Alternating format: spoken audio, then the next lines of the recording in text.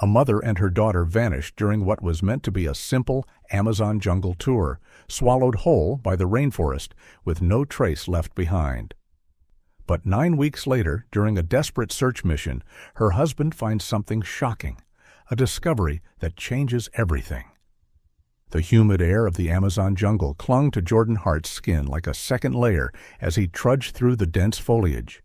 His boots sank into the soft earth with each step, and the walking stick in his right hand helped him maintain balance on the uneven terrain. The backpack he carried felt heavier by the hour, weighing down his already burdened shoulders, both physically and emotionally. 9 weeks. It had been 9 weeks since his wife Julia and 10-year-old daughter Daphne had disappeared during what was supposed to be a routine river tour. 9 weeks of desperate searching, sleepless nights, and dwindling hope. 2 Colombian police officers walked ahead of him, machetes occasionally slicing through the more stubborn vines blocking their path. Officer Diego Mendoza, the taller of the two, wiped sweat from his brow before turning back to Jordan. "Senor Hart, we have been searching for 4 hours now," he said in accented but fluent English. "We have found nothing new compared to the previous searches."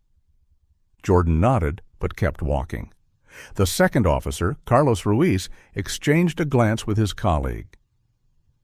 "Perhaps it is time to consider heading back," Officer Ruiz suggested carefully. "The conditions here are not favorable, and it will be getting dark in a few hours." "Just a bit longer," Jordan replied, his voice hoarse from the humid air. "Please." Officer Mendoza sighed, but didn't argue. Instead, he said what Jordan knew they'd been thinking, but had been too polite to verbalize directly. "Senor Hart, I understand your determination, but you must understand. No one can survive for 9 weeks in this jungle without proper supplies and knowledge. There are countless dangers, wild animals, quicksand, floods, storms." "We found their boat 2 weeks ago," Officer Ruiz added. "The damage suggests it was caught in strong currents. We believe they may have encountered a storm or simply gotten lost with their guide." Jordan's jaw tightened. "My wife is resourceful. Daphne is smart. They could have found shelter. Found a village?" "Senor," Officer Mendoza cut in gently. "Surviving this long would be nearly impossible, even for the most experienced jungle explorers." A heavy silence fell between them as they continued walking. The constant symphony of jungle sounds, birds calling, insects buzzing, the distant chatter of monkeys, filled the void. After another 20 minutes of trekking, Officer Ruiz stopped abruptly. "The terrain ahead is known for dangerous wildlife. Jaguars have been spotted frequently in this area. We should turn back." Jordan looked up at the sky. Despite the dense canopy, he could see patches of clear blue. "The weather is good today. We should make full use of it, maybe just a few more miles. Or we could circle around this area, avoid the wildlife territory." The officers exchanged another look before Officer Mendoza reluctantly nodded. "We will continue, but only if you agree to one condition. If we smell animal urine or waste, or if we hear suspicious noises, we leave immediately. No arguments?" "Agreed," Jordan said quickly, not wanting to lose this opportunity. They altered their course slightly and pressed on. As they walked, Officer Ruiz began telling a story that made Jordan's stomach turn. 3 years ago, a tourist ignored warnings and ventured into this very section alone. We found only his camera and parts of his backpack. The jaguar had dragged the rest into the underbrush. Jordan felt a cold chill despite the oppressive heat. He tried to block out the gruesome details as the officer continued, detailing how they had tracked the animal and found the remains. But part of him couldn't help but wonder, was this the fate that had befallen his family? Were Julia and Daphne now nothing more than tragic statistics, victims of the unforgiving jungle? Number. He refused to believe it, not until he had proof. As Officer Ruiz's story reached its grisly conclusion, something caught Jordan's eye. A large tree to their right, partially obscured by vines, had unusual markings on its trunk. At first glance, They looked like animal scratches, but there was something oddly methodical about them.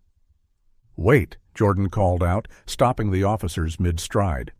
"Look at that tree." Both officers turned, following his pointed finger. "Those don't look like claw marks," Jordan said, approaching the tree. "They look like someone was trying to carve something but was searching for the right spot." His heart began to race as he circled the tree, pushing aside hanging vines. And there it was, on the opposite side of the trunk, clearly visible and meticulously carved, a set of coordinates followed by the letter J. "Look!" Jordan called excitedly, waving the officers over. "Someone carved coordinates here." The officers approached, examining the markings. Officer Mendoza pulled out his phone and typed in the coordinates. As he looked at the result, Jordan noticed a subtle shift in his demeanor. The officer's expression hardened, and he quickly pocketed his phone. "This is nothing," Officer Mendoza said dismissively. "Actually, I think these markings have been here for a long time. We've seen them before during previous searches, right, Officer Ruiz?" Officer Ruiz cleared his throat and nodded. "Yes, I think so." Jordan frowned. "Are you sure?" "They look fresh to me." He ran his finger over the carved numbers and letter. The wood beneath felt smooth, and the color was lighter than the surrounding bark, a sign of recent carving. "And what about the J? My wife's name is Julia?" Officer Ruiz shrugged. "J could stand for anything. Julio, Jose, Juan, it's a common initial." "We are certain these have been here for some time," Officer Mendoza added firmly. Jordan wasn't convinced, but he nodded slowly, deciding not to push the issue. He discreetly took out his phone and snapped a photo of the coordinates while the officers were looking elsewhere. Suddenly, Officer Ruiz stiffened, nose in the air. "Do you smell that?" Officer Mendoza nodded, his hand moving to his holstered weapon. "Jaguar." "We need to go back to the station now." But Jordan didn't notice anything. When he glanced down, he noticed something the others had missed, a broken piece of wood on the ground, sharpened to a point.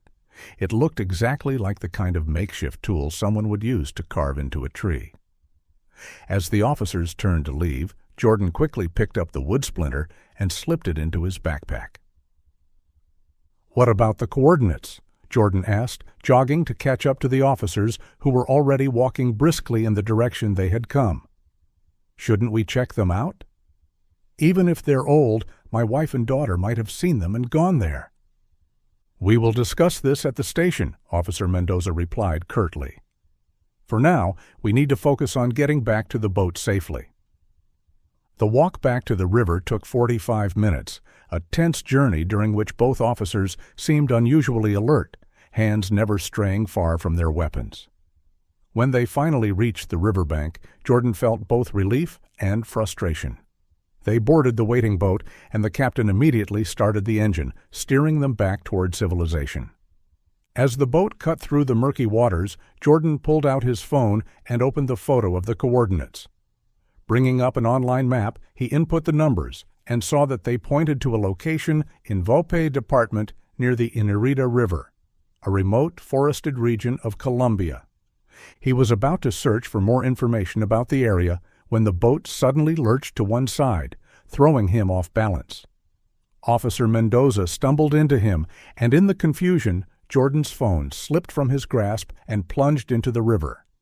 "No!" Jordan shouted, watching in horror as his phone disappeared beneath the surface. "All my contacts? My only way to communicate with home?" Without thinking, he stripped off his shirt and shoes and dove into the water.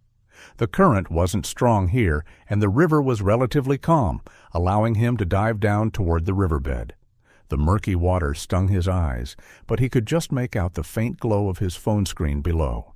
His lungs burning, Jordan reached out and grasped the device, then kicked hard toward the surface. Breaking through with a gasp, he swam back to the boat where the officers helped pull him aboard. Water dripped from his phone as he climbed back into the boat, his mind racing with questions about the coordinates and the officers' strange behavior. Jordan sat dripping wet on the boat's bench seat, staring at his waterlogged phone. The screen was still illuminated, but he knew electronic devices and water didn't mix well. Acting quickly, he turned it off and removed the battery, trying to drain as much water as possible by shaking it. Maldición, he muttered under his breath, a Spanish curse he'd picked up during his time in Colombia. Without his phone, he felt even more isolated than before. How would Julia and Daphne contact him if they were trying to reach out? What if they were somewhere trying to call him right now? "Do not worry, Senor Hart," Officer Ruiz said, noticing his distress. "If they need to reach you, they will call the police, and we will notify you immediately." Jordan nodded, but the reassurance felt hollow. He knew that without access to his phone, he also couldn't check the coordinates again without having to ask the officers he was beginning to trust less and less. The boat journey back to civilization passed in tense silence. When they reached the dock, they transferred to a waiting jeep and drove to the police station in Mitu. Upon arrival, Officer Mendoza directed Jordan to a waiting room. "Please wait here while we discuss our next steps." "Before my phone fell," Jordan said, "I saw that the coordinates pointed somewhere in Valpes Department close to Inirida River." Officer Mendoza nodded. "That's correct, but we need to formulate a proper search plan. This is police work, Senor Hart. You cannot join the discussion."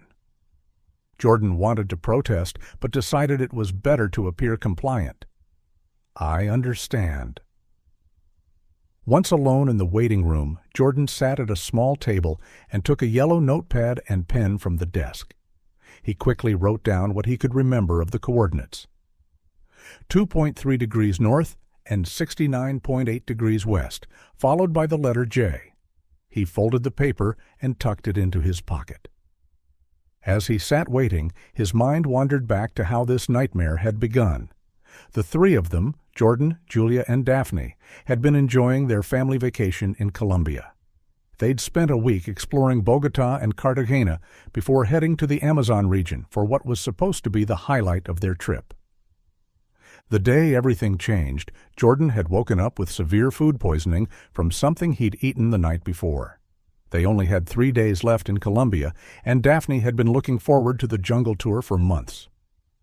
"You should still go," he had told Julia and Daphne that morning, bent over with stomach cramps. "The hotel said it's perfectly safe. Take lots of pictures for me." Julia had been hesitant. "Are you sure? We can wait until tomorrow when you're feeling better." "No, go ahead. It's just a few hours, right? I'll be fine by the time you get back, and you can tell me all about it." That was the last time he'd seen them. The canoe tour, booked through their hotel's excursion desk, was supposed to be a common tourist activity, safe, supervised, and brief. But Julia, Daphne, and their guide had never returned. Jordan was jolted from his thoughts when an officer carrying a laptop approached him. "Senor Hart, we have some new information for you." Jordan followed the officer to a small room with a computer. The officer, who introduced himself as Detective Vargas, closed the door behind them and sat down at the desk. "We have officially confirmed some details about the guide who took your wife and daughter on the river tour," Detective Vargas began. "His name is Ricky Gyro, and he was not an official guide employed by your hotel." Jordan's heart sank. "What?" "He was not registered with any tour company. According to people in his village, he works various freelance jobs, sometimes fishing, sometimes odd jobs for tourists." The detective pulled up some files on his computer. "We've also analyzed the river conditions from the day they disappeared. The weather reports show no storms in the area they would have traveled, and the current levels were normal." "But what about the boat?" Jordan asked. "You found it damaged." "Yes, but the damage doesn't appear to be from natural causes," Detective Vargas explained, showing Jordan photos of the recovered canoe. "See these breaks in the wood? The pattern and the splinters suggest human interference, not damage from rocks or water." Jordan leaned back in his chair, trying to process this information. "What are you saying? That they were kidnapped? By this Ricky Gyro?" Detective Vargas stood up and walked to the door, checking the hallway before closing it again. He returned to his seat and leaned in, lowering his voice. "I don't trust everyone in this station, Señor Hart, so I need to be careful about what I say." He glanced at the door again. "My team heard rumors in Jairo's village. Someone saw a group of people find Jairo's body and take it away. When questioned further, the witnesses became silent. Nobody would say who these people were or where they took him." Jordan felt a chill run down his spine. "His body? He's dead?" "That, too, we can't officially confirm, but the locals believe it," the detective said with a grim nod. "This isn't public information yet, and technically I shouldn't be telling you, but you deserve to know. I have reason to believe someone at this station already knows about it and is deliberately keeping quiet. Those villages are tight-knit, and several of our officers patrol those areas regularly. They must have heard something." "Do you have suspects?" Jordan asked. "I have my suspicions, but no evidence," Detective Vargas replied. "I can't tell you more than that." Jordan ran his hands through his still damp hair. "If these people killed Jairo, what about my wife and daughter? Are they in danger too?" "We haven't heard anything about tourists being murdered," the detective said. "Locals often hesitate to harm foreign tourists, especially Americans, because it draws too much unwanted attention. But I can't make any guarantees." "So what's our next step?" Jordan asked, desperation creeping into his voice. "I found coordinates carved into a tree, but my phone is ruined. The officers I was with, Mendoza and Ruiz, they acted strange when they saw it." Detective Vargas's eyebrows rose. "Mendoza and Ruiz were with you today? Their behavior confirms my suspicions." Jordan pulled out the note from his pocket. "I wrote down what I could remember of the coordinates. When I searched them, they pointed to somewhere in Vopay Department." The detective took the paper and typed the partial coordinates into his computer. After a moment, he frowned. "This entire area is vast remote jungle," he said, pointing to a large green section on the map. "Parts of it are known for illegal trafficking and drug routes. If these coordinates are significant, it would explain why those officers were acting suspiciously." Jordan studied the detective's face, trying to determine if he could trust him. "Detective Vargas, can I trust you?"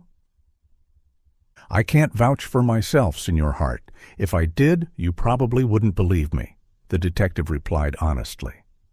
He turned his computer screen toward Jordan. "But I can show you my record. These are the corruption cases I've handled in the past 5 years. 17 officers from this region alone, all serving time now." He met Jordan's gaze steadily. "You'll have to decide for yourself if you want to trust me or not." Jordan studied the case files on Detective Vargas's screen, noting the meticulous documentation of corruption investigations. Something in the detective's straightforward manner and willingness to show his credentials resonated with Jordan. If he couldn't trust this man, he couldn't trust anyone in this country. "I trust you," Jordan said finally. Detective Vargas nodded, satisfaction flickering across his face. "Good. Now listen carefully. We cannot simply go to these coordinates without a proper plan. The area is dangerous, not just because of the jungle, but because of who controls it. If we encounter armed traffickers, it could end badly for all of us." "So what do we do?" "My family could be there. I will send some of my trusted men to join the search expedition that Mendoza and Ruiz are planning. They'll keep an eye on things and protect you if necessary." "You're not coming yourself?" Jordan asked, disappointed. The detective shook his head. "My presence would raise too many alarms. Everyone in this station knows my reputation. If I suddenly join a search mission led by officers I've investigated before, they'll know something is wrong." He placed a hand on Jordan's shoulder. "But I promise you can trust my men. They've worked with me for years." Jordan nodded reluctantly. "I understand. Return to the waiting room. Act normal. Pretend you know nothing about this conversation." Jordan did as instructed, his mind whirling with new information. The scope of corruption here was staggering. How many officers were involved? Was it limited to this station, or did it extend further? He had been sitting in the waiting room for less than 20 minutes when Officers Mendoza and Ruiz approached. "Senor Hart," Officer Mendoza said, "we have developed a plan for continuing the search." Jordan looked up, carefully maintaining a neutral expression. "That's great news." "We will visit a village close to the coordinates you found," Officer Ruiz explained. "We'll establish a base camp there and conduct searches in the surrounding area for 1 week, sending out multiple teams." "You may accompany us," Officer Mendoza added, "but you must follow our lead. We cannot risk your safety, as we have vouched for your presence here." "Of course," Jordan agreed, playing along as he and Detective Vargas had discussed. "I appreciate all your help." After gathering supplies and making final preparations, they departed for the village. Jordan learned they would be traveling in 2 police jeeps, with a total of 5 police personnel, all selected by Mendoza and Ruiz. Detective Vargas had whispered to him before leaving that a backup team of his trusted officers would arrive later, without the others knowing. The journey to the village, Puerto Esperanza, they called it, took nearly 3 hours over rough, barely passable roads. The dense jungle occasionally gave way to small clearings, but mostly they traveled through tunnels of green, the road nothing more than tire tracks through the wilderness. By the time they arrived, Jordan felt nauseated from the constant bouncing and swaying of the vehicle. Officer Ruiz noticed his discomfort and offered him a pill. "For the nausea," he explained, "many tourists get carsick on these roads." Jordan took the pill but didn't swallow it, palming it instead. His trust in these officers had evaporated completely. Puerto Esperanza was little more than a collection of wooden structures nestled along the riverbank. Children played in the dirt streets, and a few older men lounged in the shade, watching the police vehicles with disinterest. No one greeted them or seemed particularly welcoming. "The locals here are cautious with strangers," Officer Mendoza explained as they unloaded their equipment. "Don't take it personally." Jordan was led to his accommodation, a small room in a local family's home. The space was spare but clean, with a narrow bed, a small table, and a wooden chair. The family that owned the house barely acknowledged him, their faces expressionless as Officer Ruiz explained the arrangements. "It's getting dark," Officer Mendoza said. "We'll begin our search early tomorrow morning. Get some rest, Senor Hart." Left alone, Jordan set the pill on the table, still unwilling to take any medication from the officers. His nausea gradually subsided as he sat quietly, trying to calm his racing thoughts. The room grew darker as night fell, the only light coming from a small oil lamp on the table. No electricity here, Jordan realized. He stretched out on the bed, not expecting to sleep, his mind too full of worry and suspicion. Every creak of the wooden house made him tense. Every distant voice made him wonder if it was Julia or Daphne. Were they close? Were they still alive? The questions tormented him as he lay in the unfamiliar darkness.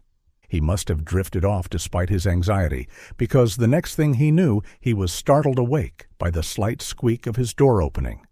In the dim light, he saw a shadowy figure slip into his room. Before he could react, the intruder lunged at him, pressing a pillow over his face. Jordan thrashed wildly, trying to throw off his attacker, but the man was powerful, his grip like iron. Jordan clawed at the man's arms, fighting desperately for air, but then he felt another set of hands grabbing his legs and arms, pinning him down. 2 attackers, working together. He continued to struggle, his lungs burning, spots dancing in his vision. His strength began to wane, his movements becoming weaker and more uncoordinated. The last thing Jordan heard before losing consciousness was one of the men whispering in Spanish, "Make sure he doesn't wake up until we reach the camp." Then darkness claimed him. Consciousness returned to Jordan in waves, his mind rising from darkness into a hazy twilight of awareness. His head throbbed, and his mouth felt dry as sandpaper. He tried to move, but found his limbs heavy and uncooperative. As his vision cleared, he realized he was in a dimly lit space, the only illumination filtering down from above through what appeared to be metal bars. A prison cell?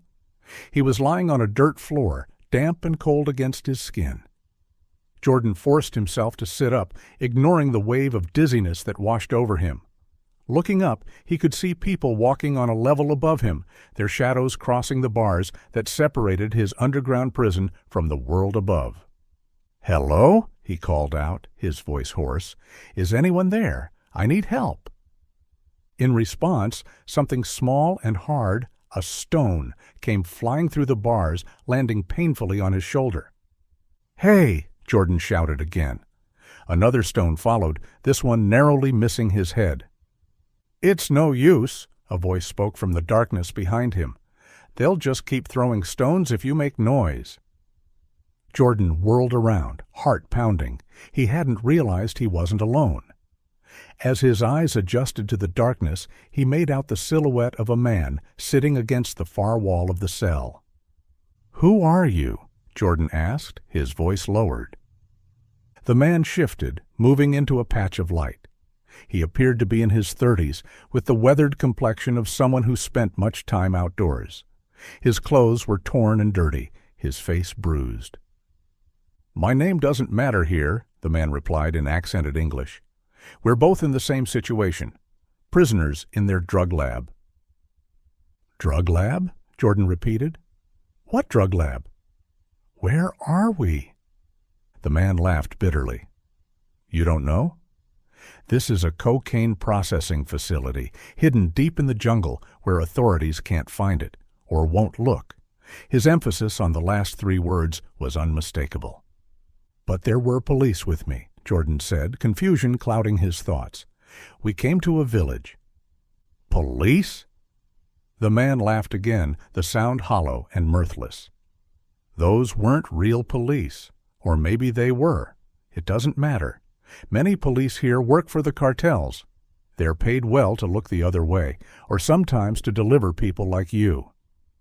Jordan's blood ran cold as the realization sank in. The corrupt officers had never intended to help him find his family. They had delivered him straight into the hands of their criminal associates. "Wait," Jordan said, studying the man more closely. Are you Ricky Gyro?" The man's eyebrows rose in surprise. "How do you know my name?" "I'm Jordan Hart. My wife Julia and daughter Daphne were with you on a river tour 9 weeks ago. All of you disappeared." Recognition dawned in Gyro's eyes. "You are Julia's husband, the American?" "Yes." Jordan moved closer. "Do you know where they are? Are they alive?" Gyro nodded slowly.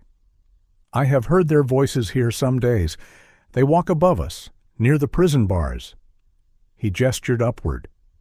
"But it has been 3 days since I last heard them. These people are always moving prisoners around.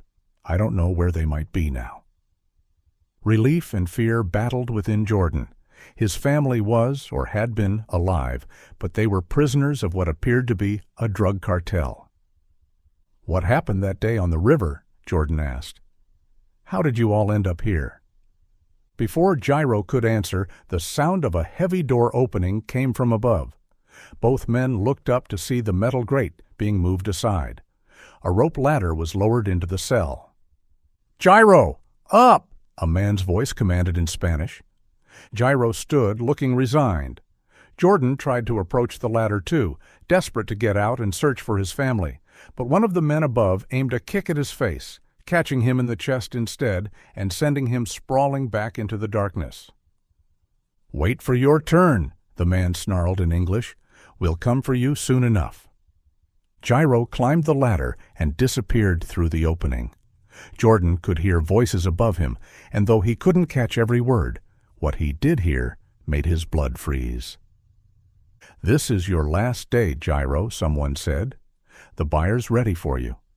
Don't worry, we'll make sure they chop you up real neat." Organ trafficking. The realization hit Jordan like a physical blow. These people weren't just drug manufacturers, they were selling human organs too. Before he could process this horrifying revelation, the grate opened again. Another man peered down, this one holding a pistol. "You too! Come with us," he ordered, dropping the ladder again. "Lots of buyers, lots of money." He brandished the gun. "Try anything funny, and I shoot you right here." Jordan climbed the ladder with shaking hands, emerging into a large warehouse-like structure. The space was filled with barrels, workbenches covered with various chemicals, and people working in masks and gloves. A drug processing facility, just as Gyro had said. Ricky Gyro stood nearby, flanked by armed guards.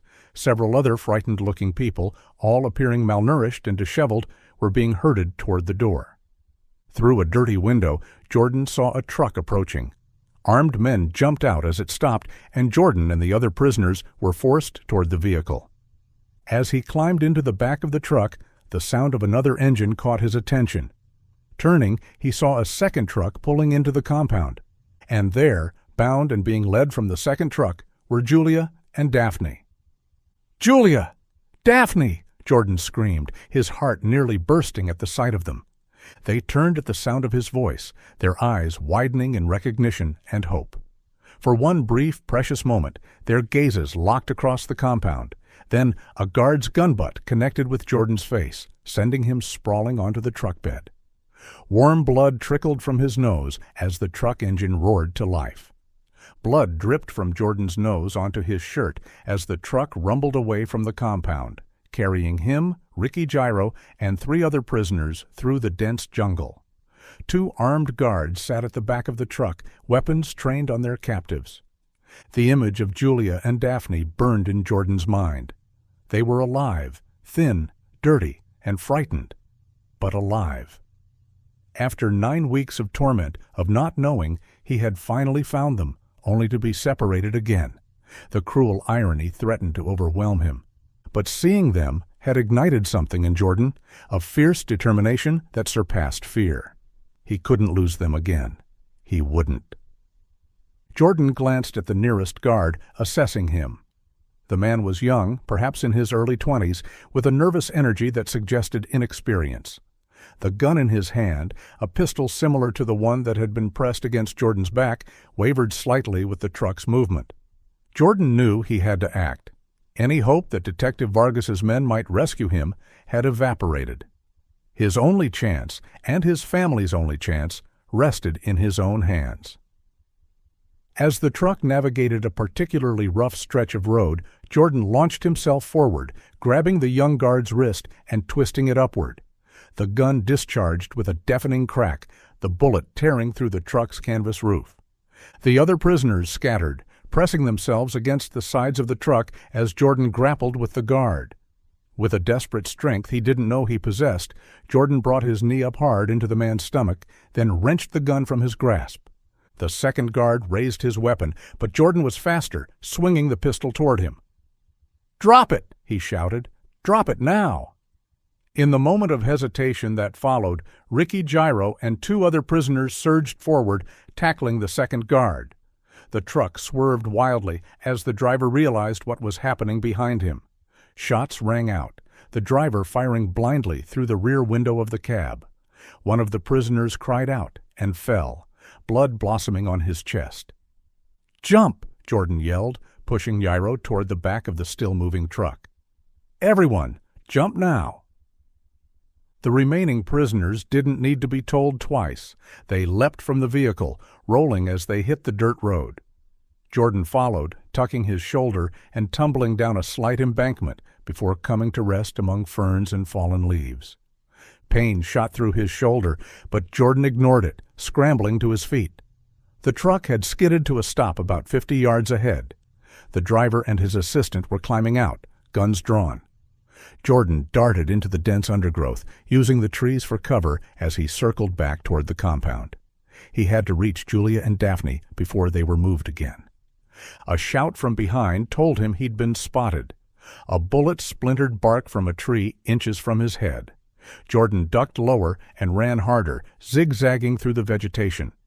When he was certain he'd put enough distance between himself and his pursuers, Jordan paused, gasping for breath. He checked the gun he'd taken, 6 bullets left in the magazine. Not much, but better than nothing.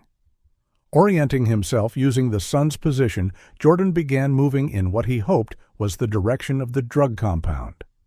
Time was critical. If that second truck had been preparing to move Julia and Daphne elsewhere, he might already be too late. After 15 minutes of careful navigation through the jungle, Jordan spotted a clearing ahead. Crouching behind a massive fallen tree, he surveyed the scene. The drug compound was larger than he'd initially realized, a collection of buildings surrounded by a chain-link fence. Armed men patrolled the perimeter, and trucks came and went through a guarded gate. Jordan's heart sank as he saw the truck that had been carrying Julia and Daphne was no longer where it had been parked. Had they already been moved? Then he spotted them, being transferred from the building where he'd seen them to a different truck, this one more modern and well-maintained than the others. A man in expensive-looking clothes, flanked by 2 bodyguards, supervised the transfer. He appeared to be giving orders, his gestures authoritative and impatient. The boss, Jordan guessed. Panic coursed through him. Once that truck left with his family, he might never find them again. A commotion at the main gate caught his attention. Men were shouting, pointing toward the jungle, toward the direction from which Jordan had come. The driver of his escape truck must have returned and raised the alarm. Jordan needed to act now, while attention was diverted elsewhere. Staying low, he circled to approach the compound from a different angle, one with less visible security. As he neared the fence, Jordan noticed a tent set up near one of the smaller buildings. Something familiar caught his eye, his backpack tossed carelessly on a table inside the tent. Glancing around to ensure no one was watching, Jordan slipped under a loose section of fence and darted to the tent. Inside, he found not only his backpack but also his phone and the battery he had removed after it fell into the river. Jordan grabbed his belongings, checking quickly inside the backpack. The sharpened wood piece from the forest was still there, the one he'd found near the carved coordinates. He pocketed it, then retrieved his phone and battery. With trembling hands, he reassembled the phone and pressed the power button, hardly daring to hope. To his astonishment, the screen flickered to life, though with visible water damage clouding parts of the display. The touch sensors were erratic, sometimes responding several inches away from where he pressed.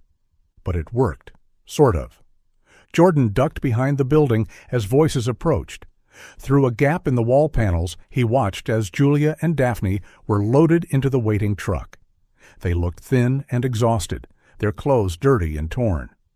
Daphne's face was streaked with tears, while Julia's expression was vacant, almost catatonic. The sight tore at Jordan's heart. What had they endured these past 9 weeks? The truck's engine started. It was now or never. Jordan dialed the emergency number, praying the call would connect. After several agonizing seconds, an operator answered. "Emergency services. What is your emergency?" "My name is Jordan Hart," he whispered urgently. "I'm an American citizen. I've been kidnapped by a drug cartel in the Vaupes region. They also have my wife and daughter." He described his situation quickly, emphasizing the urgency. "Please connect me with Detective Vargas in Mitu. I believe there are corrupt police involved in this operation." "Stay on the line, senor," the operator instructed. "We will try to trace your location." "My phone is damaged," Jordan explained. "It could die at any moment. I'll keep the line open as long as I can." As he spoke, Jordan began moving through the compound, staying in the shadows, following the truck that now carried his family. It moved slowly through the jungle road, likely due to the rough terrain, allowing him to keep pace at a distance. "I can see some kind of structure ahead," Jordan told the operator, describing the building that had come into view. "It looks like another facility or outpost." "Detective Vargas's team reports they are in a nearby village," the operator relayed. "They will reach your location soon." The signal began to break up as Jordan moved deeper into the jungle, following the truck. Static crackled through the sporadic words of the operator until finally The call died completely. Jordan was on his own again, but closer to his family than he had been in 9 weeks. The jungle canopy thinned as Jordan approached the structure he'd glimpsed earlier. It was a concrete building, more substantial than those at the drug processing facility, with a corrugated metal roof and barred windows. A high fence surrounded the property, with armed guards stationed at intervals along its perimeter. The truck carrying Julia and Daphne had pulled up to a loading dock at the rear of the building. Jordan crouched behind a dense clump of vegetation, observing as his wife and daughter were escorted inside, still bound at the wrists. Through an open door, Jordan could see they were being taken to a room down a corridor. The guards stationed themselves outside the door, rifles held across their chests. This place was less busy than the drug compound, with fewer personnel visible. That might work to his advantage, fewer people to overcome if he attempted a rescue. But he was still significantly outnumbered, with only a pistol containing 6 bullets against what appeared to be at least 8 armed men. As Jordan considered his options, a sleek black SUV approached the compound. It drove through the gates without being stopped, suggesting the occupants were expected or known to the guards. The SUV parked near the entrance, and a well-dressed man emerged from the passenger side. He carried a leather briefcase and was accompanied by 2 bodyguards in dark suits, an unusual sight in the jungle heat. Jordan's blood ran cold as he realized what he was witnessing. A transaction. Someone had come to purchase his wife and daughter. Inside the building, the visitors were greeted by the man Jordan had identified as the boss at the drug facility. The 2 men shook hands and disappeared inside, followed by their respective security details. Jordan couldn't wait any longer. Detective Vargas's men might be on their way, but they could arrive too late. He needed to act now. Gripping the pistol, Jordan began to circle the compound, looking for the weakest point in their security. The back of the property, where the jungle grew closest to the fence, seemed to have only 1 guard patrolling. Jordan waited until the guard's back was turned, then sprinted across the open space to the fence. He slipped through a gap where the chain link had been cut and poorly repaired, tearing his shirt in the process but making it through undetected. Once inside the perimeter, Jordan pressed himself against the building's wall, inching toward the door where Julia and Daphne had been taken. His heart hammered so loudly in his chest he feared the guards might hear it. As he neared the door, he could hear voices from inside, the boss and the buyer, discussing terms. "Quality merchandise," the buyer was saying. "Especially the girl, young, healthy, perfect for our clients." "The woman is worth just as much," the boss replied. "Organ harvesting pays premium for healthy adult specimens." Jordan's stomach lurched. They were talking about his family like they were livestock, calculating their value based on the parts of their bodies that could be sold. A wave of rage overwhelmed his fear. Without fully considering the consequences, Jordan stepped into the open doorway, gun raised. "Let them go," he demanded, his voice steady despite the terror coursing through him. The room fell silent. The boss and the buyer turned to stare at him, along with their bodyguards, who immediately reached for their weapons. "Don't move," Jordan shouted, aiming the gun at the boss. "Tell your men to back off, or I'll shoot." The boss raised his hands slowly, a calculating look in his eyes. "You're making a mistake," he said calmly. "You think you can walk out of here with them? There are 20 men outside. You'll never make it to the gate." The buyer, visibly annoyed, turned to the boss. "This is not my problem. I'm leaving. Our deal is off until you handle your security issues." He gestured to his bodyguards and began moving toward the door. "No one leaves," Jordan insisted, swinging the gun toward the buyer. "Not until my family is safe." One of the bodyguards lunged at Jordan while his attention was divided. The gun went off as they struggled, the bullet embedding itself in the ceiling. Strong hands gripped Jordan's arms, wrenching the weapon away. As Jordan fought to regain control, the door behind him burst open. More men poured in, and for a moment Jordan thought it was the end, until he heard a familiar voice shout in Spanish, "Police!" Nobody move. Jordan turned to see Ricky Gyro entering with a team of armed officers, their weapons trained on the traffickers. Chaos erupted as the police stormed into the room. The buyer's bodyguards drew their weapons, and gunfire exploded in the confined space. Jordan, still restrained by one of the boss's men, used the distraction to break free, slamming his elbow into his captor's ribs. As the man doubled over in pain, Jordan spotted another guard moving to flank the police. Without thinking, Jordan tackled him from behind, sending them both crashing into a stack of crates. The guard recovered quickly, pinning Jordan to the ground with a forearm across his throat. As black spots danced in Jordan's vision, he remembered the sharpened wood in his pocket, the makeshift tool that had carved those life-saving coordinates into the tree. With his remaining strength, Jordan worked his hand into his pocket and wrapped his fingers around the wooden shard. In one desperate movement, he drove it into the guard's thigh. The man howled in pain, his grip loosening just enough for Jordan to twist free. He scrambled away, grabbing the guard's dropped pistol as he did. Across the room, the police were steadily gaining control of the situation. Several of the traffickers lay on the ground, hands behind their heads, while others had retreated further into the building, exchanging gunfire with the advancing officers. But Jordan had only one thought: finding Julia and Daphne. He slipped out of the main room and down the corridor where he'd seen them taken earlier. 2 guards stood outside a door at the end of the hall, looking uncertain whether to join the fight or maintain their post. They made their decision when they saw Jordan approaching with a gun. Both raised their weapons, but Jordan was faster, firing twice. One guard fell immediately.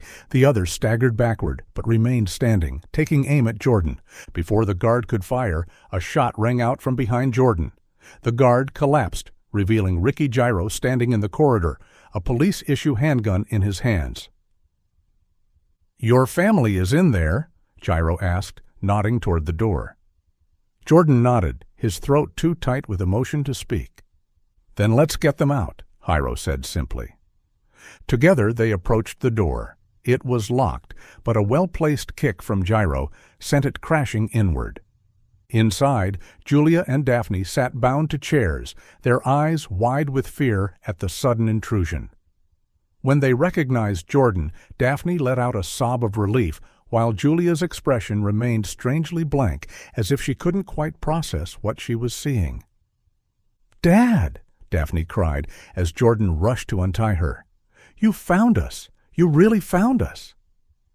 "I promised I would never stop looking," Jordan said, his voice breaking as he worked on the ropes binding his daughter's wrists. "I'm so sorry it took so long." Once Daphne was free, she threw her arms around Jordan's neck, clinging to him as if afraid he might disappear. Over her shoulder, Jordan met Julia's eyes as Gyro untied her bonds.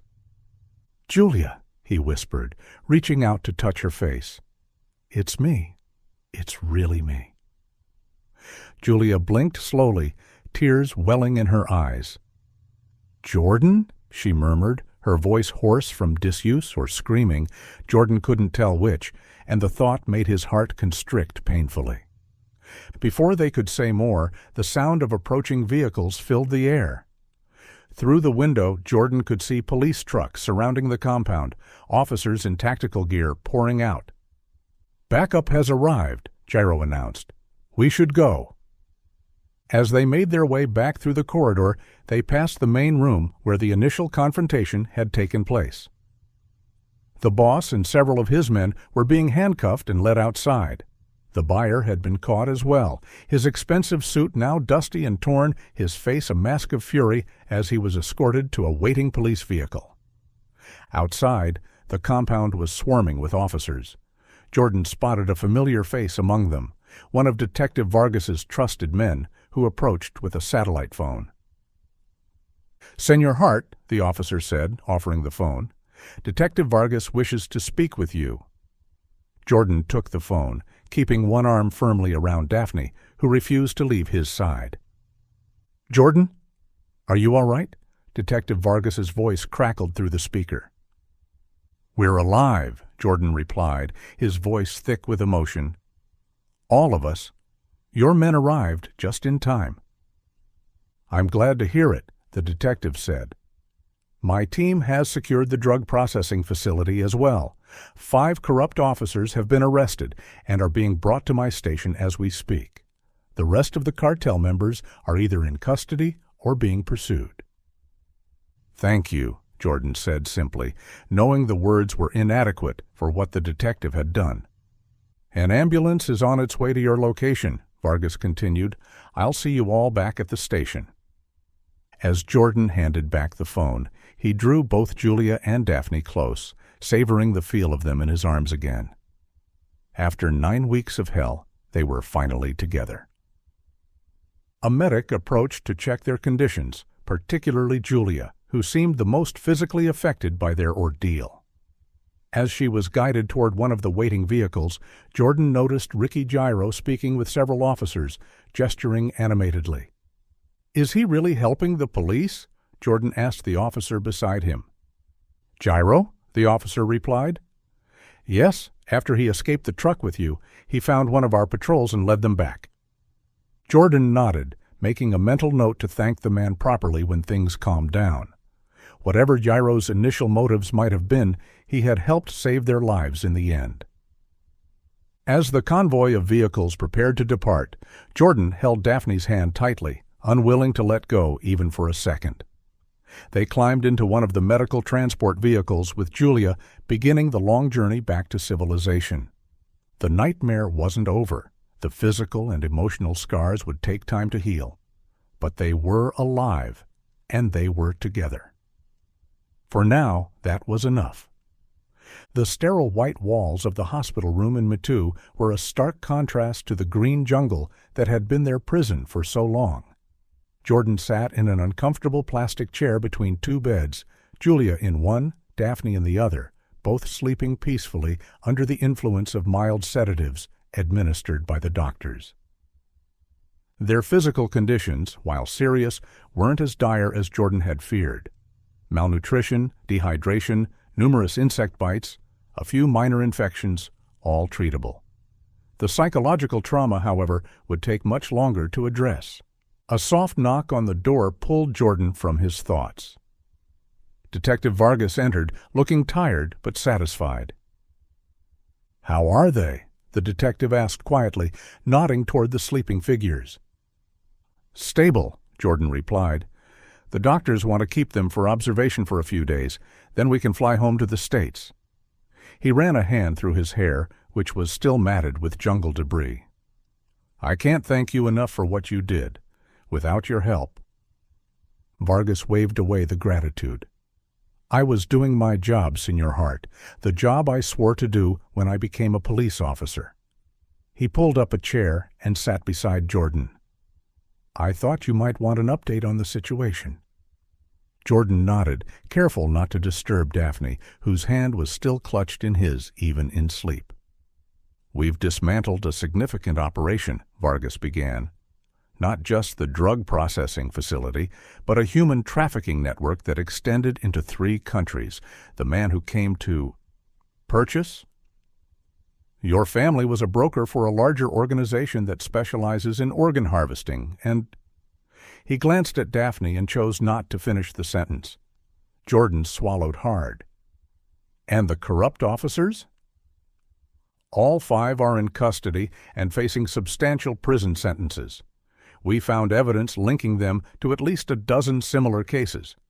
Tourists who disappeared in remote areas, locals who were never reported missing. This may be the largest corruption case in the department's history."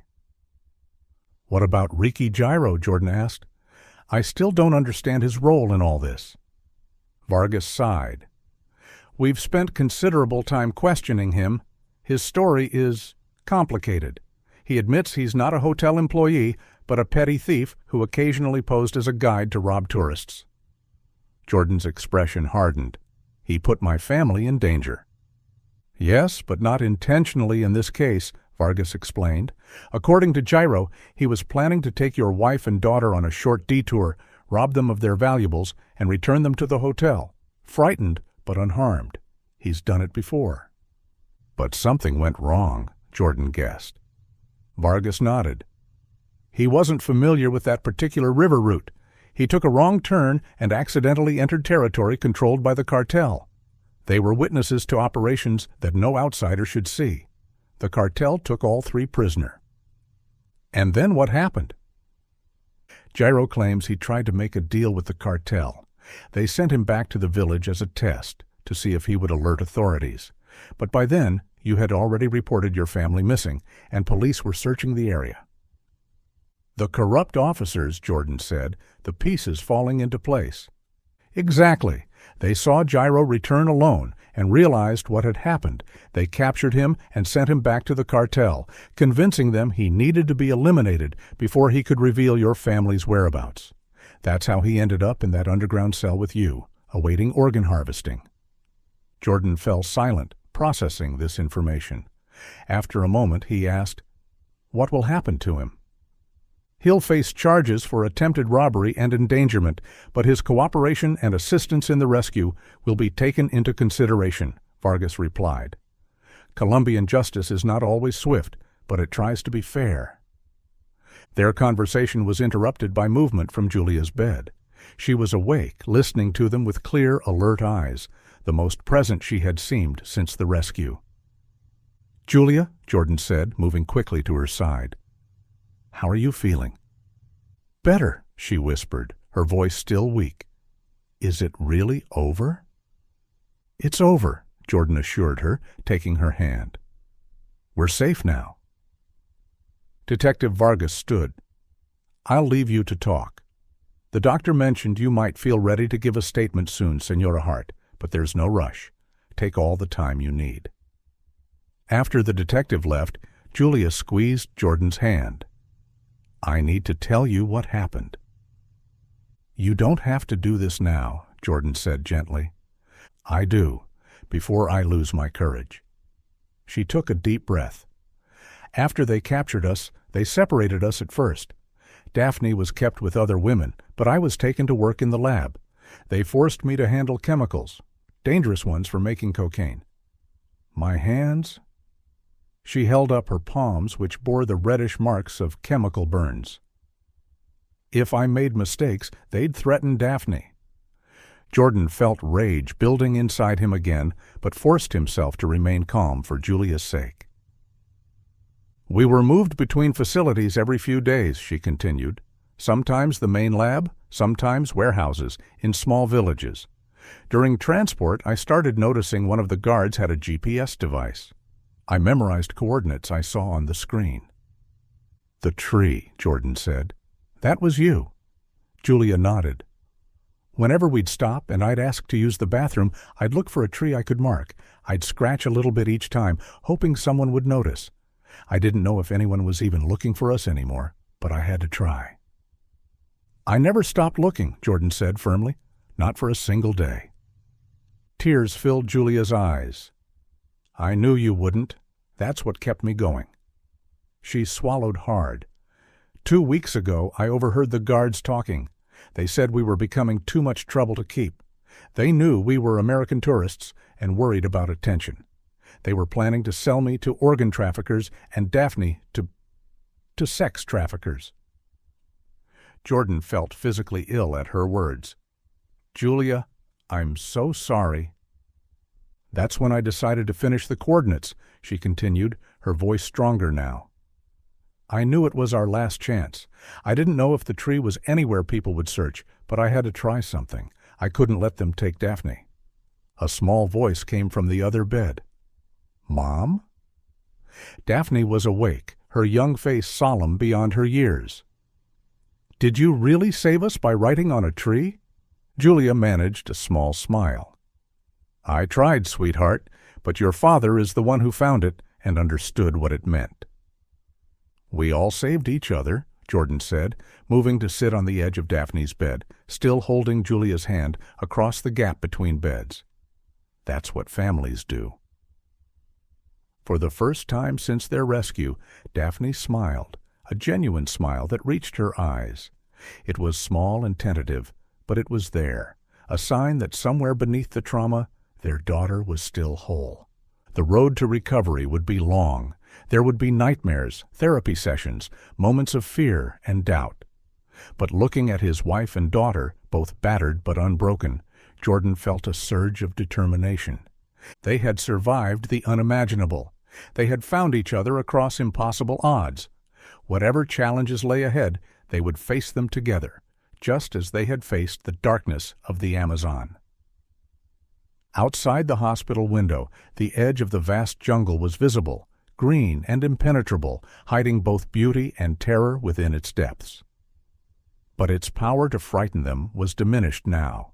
They had seen its worst and emerged on the other side, forever changed, but not defeated. As the afternoon sun cast golden light across their hospital room, Jordan made a silent promise to both Julia and Daphne. No matter what came next, they would never be separated again. The coordinates carved into that tree had been more than a location. They had been a message of hope, a testament to human resilience, and ultimately the thread that had led their family back together. In the jungle's darkness, they had found their way home.